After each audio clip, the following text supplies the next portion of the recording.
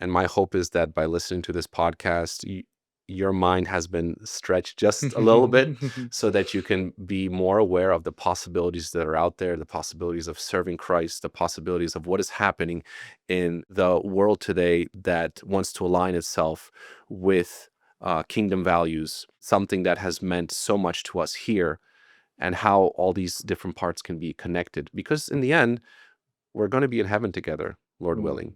And I think that starting the process of getting to know each other and helping each other's needs, serving each other, would be best to do here on earth. Hmm.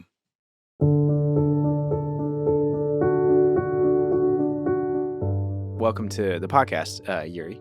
So we did a previous episode with you and encourage people to maybe check that out first. It's some of the story of how you were born in the Soviet Union in what's now Ukraine and coming here to America, then back to Ukraine and getting connected with the Anabaptists and so forth. So there's a whole chunk of the story there. We're not going to touch that this time. Going to take a different angle. And that is, we're coming up on the 500th anniversary of Anabaptism getting started to begin with. It started in Europe. And there's been a lot of work historically on that from an academic perspective. But I want to hear more from your personal experience of the Anabaptists in Europe, and really the kind of this global community of the Anabaptists. It's easy to think of it as purely a North American phenomenon, and that's not really the case. So yeah, let's just jump right into that. And first point being, can you give us a bit of a broad picture of how the Anabaptists were pushed east across Europe and then beyond, even into parts of Asia and so forth, and how that fits in with the story and brings us up to today?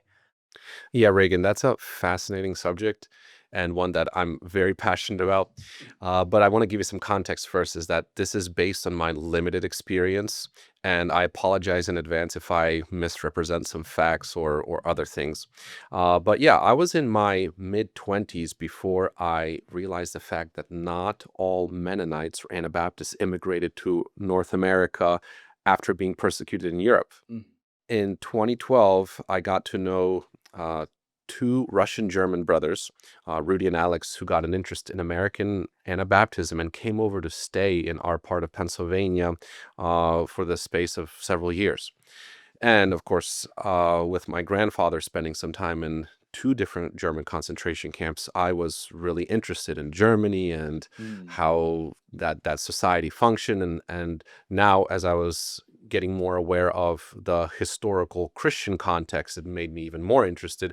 So I interviewed these two brothers a lot and tried to learn as much as I could from them. That was actually the beginning of my studies of the German language as well. So throughout this process, 2012, I've been having these conversations, and one of the brothers said, "Hey, why not take a singing group and come minister in some of the churches over there? I'll arrange some of the connections." And I was like, this is the opportunity I've been waiting for, being involved in music like I am.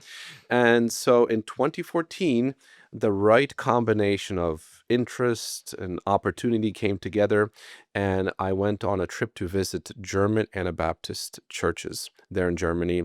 I went with older brother named Brother Mose Stolzfuss, who some listening may be familiar with. He has since passed away since that time. And it was a group of, I don't know, maybe around 12 of us, young men and young ladies, enough to get something like two per part when we're singing there. And we arrived there. People didn't really know what to make of us. They were a little bit not sure what to do with this group of Americans that are, dressed, well, they're dressed conservative, so, check that. But what do they believe? Who are they? Where are they from? What's their history? And the ice broke rather quickly, and we were very warmly welcomed into those settings. And basically what we did was we would go and sing and at an evening service, or if it was Sunday morning, we'd sing. And then Brother Mose, who was with us, was fluent in German. Wow. And he had the degree of command of the language that he could actually preach in German. It was very simple, but it was legible, understandable, and people resonated with the message that he brought.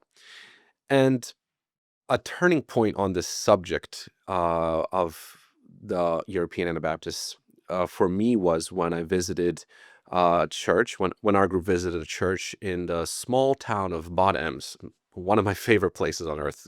Completely beautiful. It's a valley with a river flowing through it, and just a completely amazing place when talking about the landscape.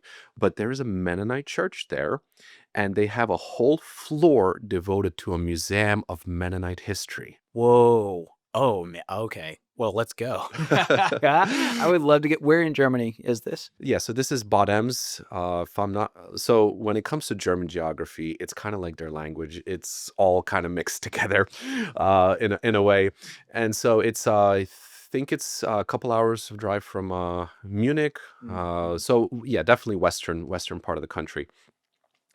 And like I said, a whole floor dedicated to a museum of Mennonite history. And it's for the first time I started seeing that connection with me, a Ukrainian by birth, and the spiritual heritage I was part of. Mm. And one would think, well, what could the connection between uh, somebody of Slavic heritage like myself and German Anabaptism, what connection can that possibly have? Mm. So I'll give a little bit of history as best as I know, with full acknowledgement that there are those in our circles and those that you interview that would know this history much better than I do.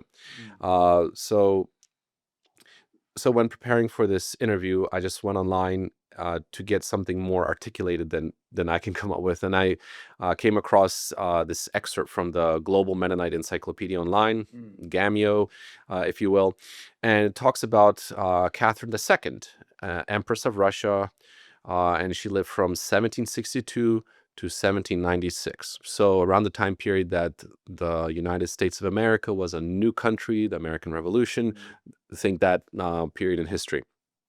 And she she referred to the Mennonites as competent colonists. Um, she invited them into her recently acquired lands in Ukraine. So she was German, but through political affiliation, she got married to someone in the Russian Empire of high stature. It could have been even like a czar or however you want to put it. So she had a lot of power. So she invited these Mennonites to come and settle her newly acquired lands. So I'm continuing here from that article. On the 22nd of July, 1763, she issued a manifesto guaranteeing to all German immigrants, regardless of creed, freedom of speech, schools, and religion, autonomous government of villages, communities, and colonist areas, and above all, freedom from military service. Hmm. So, by means of a special document signed by George von Trapp, she invited the Mennonites in West Prussia to immigrate to Russia, promising them complete freedom for all time and 65 desatinas, or about 165 acres of land for each family. And then on August 17th, 1786, the document was read aloud at a public meeting at Danzig. In autumn of the same year, Jacob Hopner and Johann Bartsch went to Russia as deputies of the Prussian Mennonites. So after that time begins this migration by various routes depending on where people were located. And this museum at Bottoms actually has a map of like 5 to 7 different groups and the routes, whether through land or sea, that they took to where eventually they settled in the Russian Empire. And one of the first villages was established in 1789, and that was in present-day Ukraine. And so the Mennonite community there prospered for the next 120 odd years or so until the Bolshevik Revolution in Mm. 1917. Okay. By this time, they had done very well economically. They were hardworking, industrious. Ring any bells from nowadays? Yeah. Uh, so, uh, but 1917 comes, and the revolution takes its toll. So some compromised, some took up arms, some started fighting for one side or another during the civil war that was happening at the time. Others fled at that time or later. And a significant number eventually found themselves in the eastern parts of the former Russian Empire. So you kind of see this parallel development. Like the heritage of American Anabaptists would be that whenever the persecutions in the 16th century, 17th century was heavy in parts of Western Europe, a lot of them fled west to North America, Canada, some even to South America, and settled there. But a number went east. And then something that's important is that they kept their language, including High German and their dialect, which, if you know anything about Germany, I think it's most Germans speak a dialect, depending on where they're from, and then High German, which is kind of an invention by Martin Luther that came about as he was translating the Bible and united the Germanic peoples with a common language. So that contribution of his, I think, was very noble, and it's interesting to see how just education and language development and the spread of the gospel can often run together in ways that, well, you wouldn't put it together otherwise. So, just amazing how God works. This is wild. So, okay, so they're fleeing during the primarily Bolshevik Revolution, so 1917, think World War I era. They're going further east yet. Like, so if they went to Ukraine initially, that's already to the east, and then we're going further than that yet, deeper into the Russian Empire, I assume. Like, how far did they go? Where did they end up? Where are they today? I guess, too, would be the other obvious question, because that's only 115 years ago or so. Yeah, good question. And through my research, I found that not sure if it's totally accurate to say they went, more like they were pushed to get Yeah, okay. shown the door, or fled otherwise, Mhm. and different people got out different ways. So one of the guarantees, if you remember, by Catherine the Great, as history calls her, was that they would not have to serve in the military for all time. Yeah. And so when those rights began to be compromised, the new government, the communist government that was being taken over, they're like, we're not gonna hold true to that. You either come join us, help us fight, or get out of here, or however. And so again, they suffered a lot during the period of the Civil War leading up to the revolution, and during that time.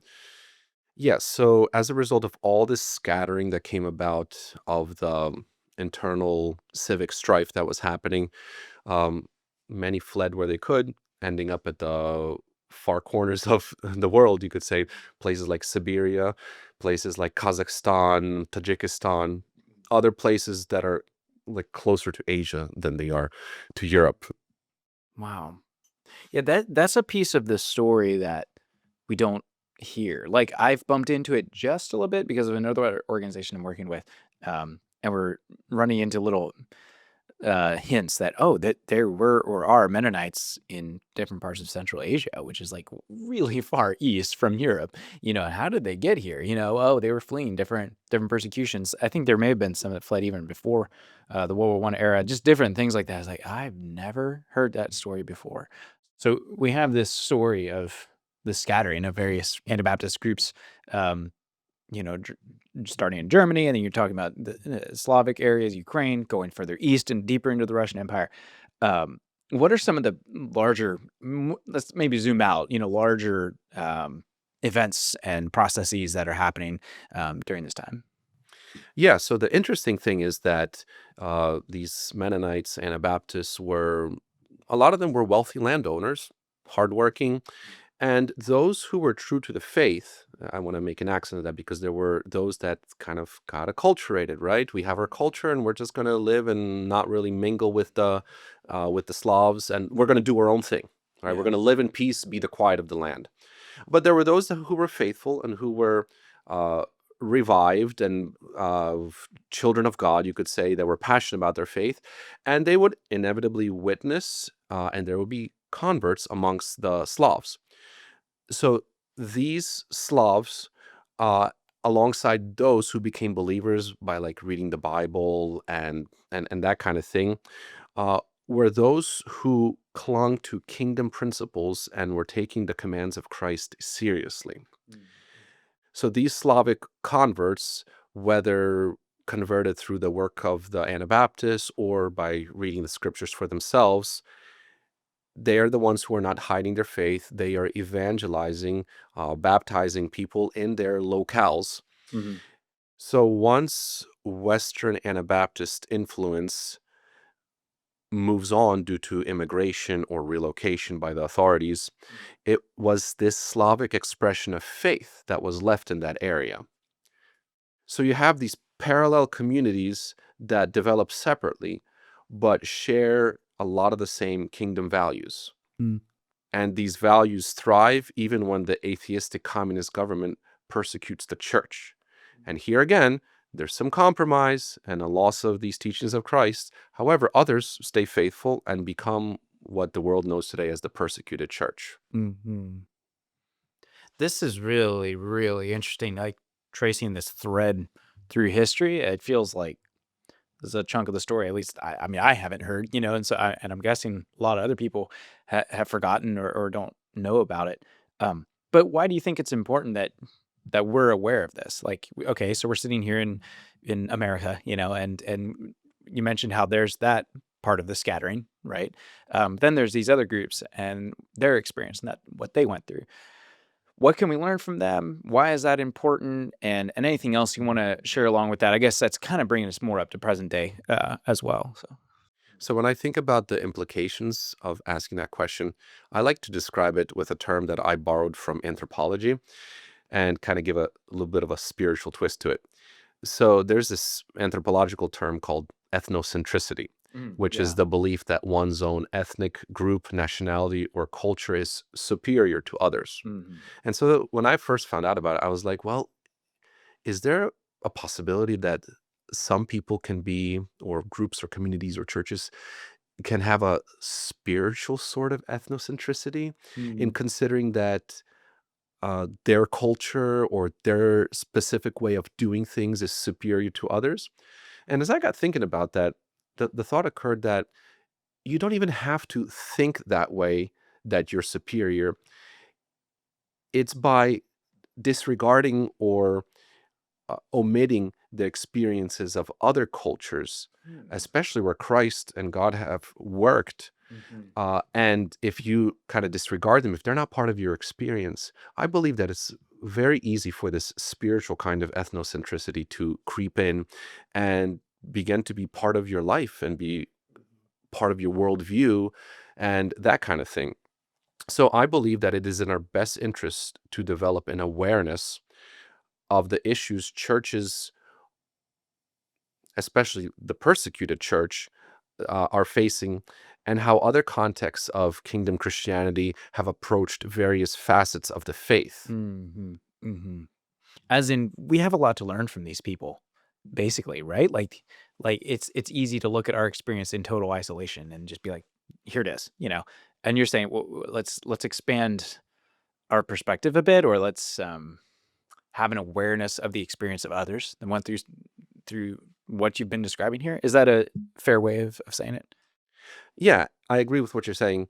And in order to be able to learn from something, you need to know that it exists. This is true.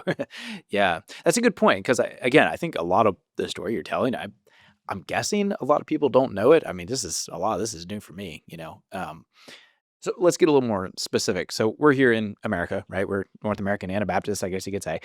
What can we learn from these people who have went through a different experience, right? These other groups that maybe we don't have an awareness of. Practically speaking, what are some examples we can learn from? Yeah, so one that comes to mind right off the bat is the way that the persecuted church found to keep children and youth plugged into the church. So let's remember the context. You have an atheistic government that is bent on destroying Christianity, and under the communist regime, the church that was faithful needed to find a way to keep their children.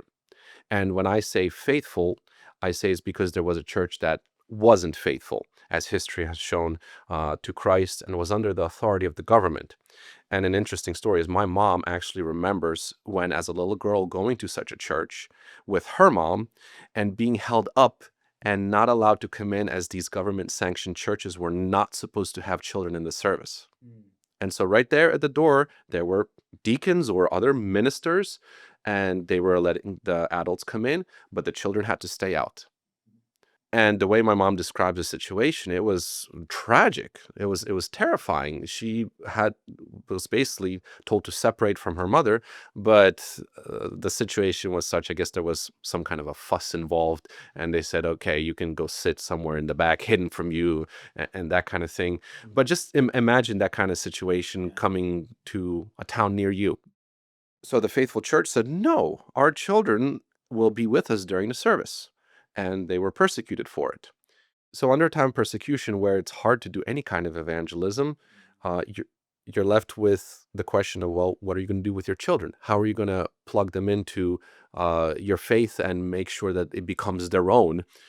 And their solution was involving the children and young people and encouraging them to participate in the service beyond just congregational singing, right? So Hmm. if I think about the Anabaptist context today at our time, how do the children and young people participate during the regular worship service? And well, there's Sunday school, right? For churches that have Sunday school that provides some level of interaction, participation. But I'm thinking of just the general worship service. The extent to which they can do something is sing with the congregation, and I'm not aware of much else. Mhm. Mhm. So the persecuted church took this approach. Their belief was that there was a legitimate way for children and youth to express themselves in the spirit of 1 Corinthians 14:26, which says, whenever you come together, each of you that has a psalm, has a teaching, has a tongue, has a revelation, has an interpretation, let all things be done for edification. So they were encouraged, these children and young people, to share scriptures, Christian poetry, and songs during the service and be integrated in that way to the worship experience. Mhm. And this added dimension of involvement is something that I see sadly missing from a lot of the Anabaptist contexts in our conservative circles. And I think that's one clear area where we could learn from the experience of the persecuted church and to see how can we facilitate the integration of the generations into the worship service and into Christian life in general. Mhm. So that's been the experience of the Slavic Anabaptists. But I also want to say about the German Anabaptists who have, after the generations that they were removed from their homeland, Mhm. remember that I said they kept their ethnicity, they kept their High German and their Low German. So they kept their Mhm. culture. Mhm. So starting in the 1980s, a lot of them were able to come back, and they started settlements essentially, or Hmm. communities. And here they are, having been removed from the culture or developed so differently, while sharing the same language, and they find out that, well, the values of the Germans are not our values. So it's not a secret that Europe today is very secular, Mhm. very low priority placed on true faith, and generally just the number of, or the level of Christianity has went down. Mhm. So these ethnic Germans are now back in their home country, and they're faced with a dilemma. What are we going to do? How are we going to pass on our values to our children? And the additional layer of challenge that they have is that you can't have things like homeschooling there. It's illegal under German law. So that leaves public school. And as I understand it, the public schools in Germany and in Europe are in some way even more progressive than what we've been seeing here. Mhm. And again, not having the option to homeschool. So the Christian school movement in Germany is under 20 years old. So there are German congregations that would have the same values, similar values to us, and they're saying, no, we don't want the world to educate our children. So from that came this development of the Christian school movement in Germany, and that movement is under 20 years old. Oh, wow. And so right now, to the best of my knowledge, there are under 10 schools in Germany that would have values similar to our Christian day schools. And where I live in Lancaster County, I wouldn't be surprised if there are around 50 schools that would share similar values. But Germany is the size of Montana. So compare that size difference there, and much more densely populated than I think Montana is. So that kind of answers one of the questions actually I had is like, well, where are these people today, right? Like you were kind of tracing this story and the scattering that's happening. But if I'm tracking correctly, a number of these people that had fled east, right, have come back to Germany, right? And now one of these things specifically that you're mentioning is now this new thing of Christian education or like starting schools for them. Wow. Like, I kinda wanna meet these people now, right? Like, how have we not heard that all these Anabaptist or Anabaptist-minded people are still there, you know? Yeah, so one of the reasons for that is that some of the more conservative groups that would have similar values to us, they're they don't have as much of an online presence that we would think is fine with having. It's just the way their traditions and their context developed. So that's part of the reason is they're not as much of not as much part of a global community as we may be. I mean, that's not to say that they're doing it wrong. It's just Sure. they're not as visible. However, I just want to assure you that yes, kingdom values are alive in places like Germany. And like I said earlier, it is in our best interest that we connect in whatever ways we can with these Mhm. people that share our values and see how can we help each other. Mhm. Mhm. Well, that's a key piece then, because I can imagine some listeners hearing this and saying, "Ooh, well, okay, I wanna know more. Like, I wanna have more awareness of these other groups that may be across Europe and other places." How can they start? How can we start raising more awareness of these different groups and at least acknowledge that they exist? Or I don't know. I'm not even sure what the next moves would be here, but it feels like this is really significant.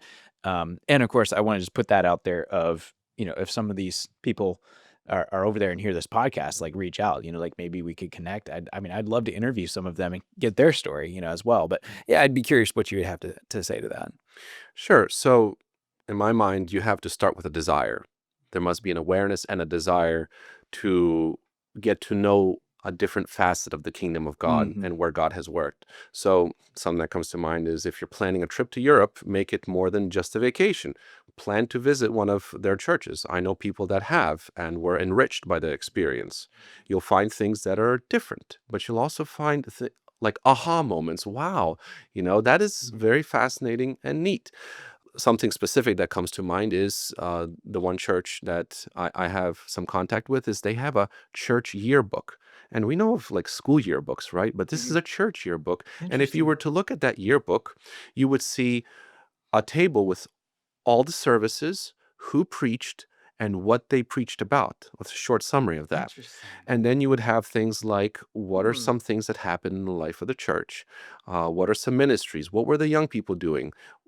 Who was baptized? Who was born? Right? And Hmm. over the years, you get a collection of memories that allows you to look back and see where are we compared to 10 years ago? Where are we compared to such and such a time and place? One thing I find is that, like the American Anabaptists, we love going back to the 1500s and saying that's where we came from, or the Ante-Nicene Fathers, and we still hold true to that faith. But then we are not often as well versed in more recent history of, well, what has happened in the past 100 years or 200 years. Mhm. What have some shifts been that have happened that I need to know about? And I do really applaud the brothers, the historians among us who take initiative in finding out that history to make sure it's not forgotten.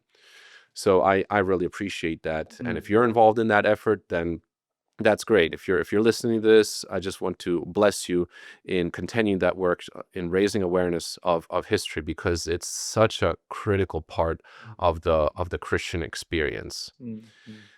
So another thing that comes to mind is if you come from a background that has knowledge of High German, that could open doors for you. So going back to what I said about the preacher I went with in 2014, Brother Mose, he came from an Amish background, and then he got to visit Germany. I think it was the 1970s, and he was really inspired by the Christians that have at that point just started coming back from the former Soviet Union, and it really profoundly impacted his Christian life.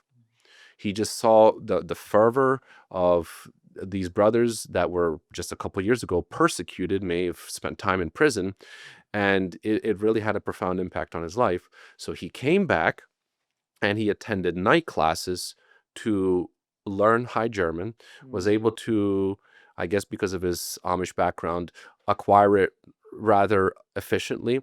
And then when he went back, he was able to converse with them and able to exchange ideas and this whole thing, which really impacted his spiritual walk positively. Mm-hmm. Like I said, there's an interest in the Christian school movement to create connection between the Anabaptist schools here and the Anabaptist schools over there. This could look something like a pen pal program, and at least one of my contacts asked about a school exchange program of sorts. And that's a discussion I'm in right now. When preparing for this interview, I asked one of my contacts in Germany, is like, what would you say if you were in my place? Mm-hmm. And he right away said that there is a need for Christian school teachers there. The difficulty in Germany is that the German government, who oversees all the aspects of the education in the country, has strict requirements for teachers in order to become certified and teach legally. And one of those is you must have at minimum a master's degree in order to be able to teach at a public school there. Whoa. Okay.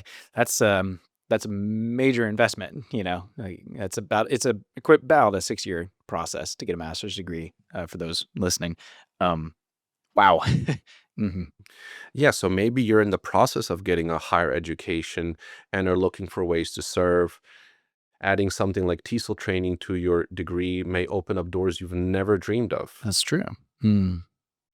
All of this is fascinating, and I really want to know more. I hope we can pursue this topic on the podcast in the future. I feel like there's a big piece here that we've been missing, or that at least I've been missing. I mean, maybe other people know this, but I haven't heard this before. So as we wrap this up and kind of tie the ribbons on this topic, so to speak, what is something you would like to leave with the listeners?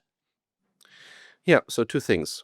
One is if I said something that resonated with you and you would like to contact me, I would be glad to discuss this topic. I'm very passionate about it. I'm going through schooling of my own right now with the intended goal of moving to Germany for at least a couple years and serving in that way and to get to know the community there, because I place a lot of value on the things that I was talking about. Mm-hmm. I certainly don't want to be in the category of being spiritually ethnocentric and just allowing that line of thinking of superiority to cloud my vision of Christ and his kingdom. And that will be my recommendation for everybody. So to contact me, you can just get in touch with Anabaptist Perspectives and Yeah. they'll be glad to make the connection there. And lastly, I just want to leave you with one quote that has spoken to me by Ralph Waldo Emerson, which says, "The mind, once stretched by a new idea, never returns to its original dimensions." And my hope is that by listening to this podcast, your mind has been stretched just a little bit so that you can be more aware of the possibilities that are out there, the possibilities of serving Christ, the possibilities of what is happening in the world today that wants to align itself with kingdom values Mm. and something that has meant so much to us here, and how all these different parts can be connected. Because in the end, we're going to be in heaven together, Lord willing. And I think that starting the process of getting to know each other and helping each other's needs, serving each other, would be best to do here on earth. Hmm. That's wow. You gave us a lot to think about, and that's a wonderful piece to end us with. And yeah, I just want to reaffirm that if someone watching this has more information, wants to learn more, wants to connect with you or us or something, yeah, definitely get in touch. You can easily do that like through our website or something. Because yeah, I feel like this is a topic we're going to want to come back to, and maybe when you move to Germany and get settled in there, maybe we'll come over there and interview you and kind of see how it's going and meet some of these people. That would be amazing. So yeah, thanks so much for coming on today and for sharing this.